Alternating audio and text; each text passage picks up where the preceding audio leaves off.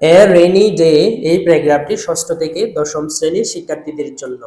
শুরু থেকে শেষ পর্যন্ত সুন্দর মতো সাজিয়ে গুছিয়ে লিখতে পারলে 10-এ 10 দিতে যে কোনো শিক্ষক বাধ্য। ভিডিওটি শেষ অবধি দেখার জন্য সবিনয় অনুরোধ করছি।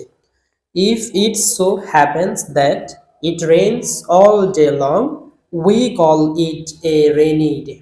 Happens অর্থ হচ্ছে ঘটে, all day long অর্থ হচ্ছে সারাদিন। যদি এমন ঘটে যে সারাদিন ব্যাপী বৃষ্টি হয়, এটাকে আমরা বর্ষণমুখর দিন বলি। ইন সাচ এ ডে, এরকম একটা দিনে, দ্য স্কাই রিমাইন্স ক্লাউডি। রিমাইন্স অর্থ হচ্ছে থাকে, ক্লাউডি অর্থ হচ্ছে মেঘাচ্ছন্ন। এই দিনে আকাশ মেঘাচ্ছন্ন থাকে। The sun is not seen at all. At all অর্থ হচ্ছে মোটেও। এই দিনে সূর্য মোটেও দেখা যায় না। The day looks doll and gloomy. Doll অর্থ হচ্ছে নিস্তেজ, গ্লোমি অর্থ হচ্ছে বিষণ্ণ। এই দিনটি দেখতে নিস্তেজ এবং বিষণ্ণ দেখায়। Sometimes it rains heavily and sometimes it drizzles. মাঝে মাঝে খুব ভারী বর্ষণ হয় এবং মাঝে মাঝে গুড়ি গুড়ি কোঠায় বৃষ্টি পড়ে। ড্রিজলস অর্থ হচ্ছে গুড়ি গুড়ি বৃষ্টি। Often there are flashes of lightning and roars of thunder in the sky. Flashes of lightning অর্থ হচ্ছে বিদ্যুৎ চমকায়, roars অর্থ হচ্ছে গর্জন, thunder অর্থ হচ্ছে বজ্র। মাঝে মাঝে বিদ্যুৎ চমকায় এবং বজ্র গর্জন করে আকাশে। Birds are hardly seen to fly. এখানে একটা গ্রামার আছে, হার্টলি এটা হচ্ছে নেগেটিভ শব্দ, যার অর্থ হচ্ছে না। হার্টলি চিন অর্থ হচ্ছে দেখা যায় না, পাখিদেরকে আকাশে উঠতে দেখা যায় না। They keep standing on their branches of trees. তাদেরকে গাছের ডালে দাঁড়িয়ে থাকতে দেখা যায়। ব্রাঞ্চেস অর্থ হচ্ছে শাখা। Cattle keep standing on there shades. গবাদি পশুকে তাদের ঘরে দাঁড়িয়ে থাকতে দেখা যায়। ক্যাটল অর্থ হচ্ছে গবাদি পশু, স্ট্যান্ডিং অর্থ হচ্ছে দাঁড়িয়ে থাকতে। In such a day people have remain endorse. এরকম একটা দিনে লোকজন ঘরের ভিতরে থাকে। রিমাইন অর্থ হচ্ছে থাকে, ইনডোর্স অর্থ হচ্ছে ঘরের ভিতর। The roads become almost muddy and ডিজলেট।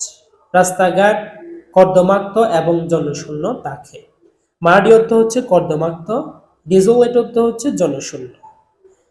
One cannot move from one place to another easily. কেউ এক জায়গা থেকে অন্য জায়গায় সহজে যেতে পারে না। One does not generally come out without compulsion. Come out অর্থ হচ্ছে বাহিরে আসতে, compulsion অর্থ হচ্ছে বাধ্যবাধকতা ছাড়া।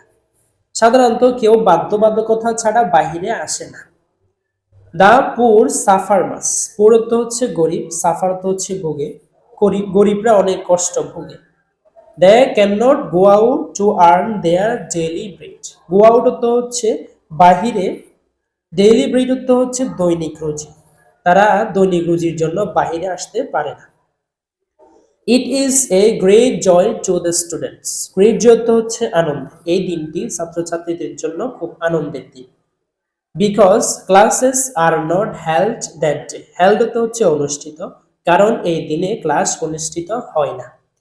সাম people then spend time in gossiping. Gossiping অর্থ হচ্ছে গল্পগুজব। কিছু কিছু লোকজন তাদের সময় কাটায়। স্পেন্ড টাইম অর্থ হচ্ছে সময় কাটায়। গসিপিং অর্থ হচ্ছে গল্পগুজব। প্লেয়িং এট কার্ডস। কার্ডস অর্থ হচ্ছে তাস, তাস খেলে। Singing or hearing songs. গান শুনে অথবা গেয়ে। আফটার অল, পরিশেষে, a rainy day gives us both joy and সরো।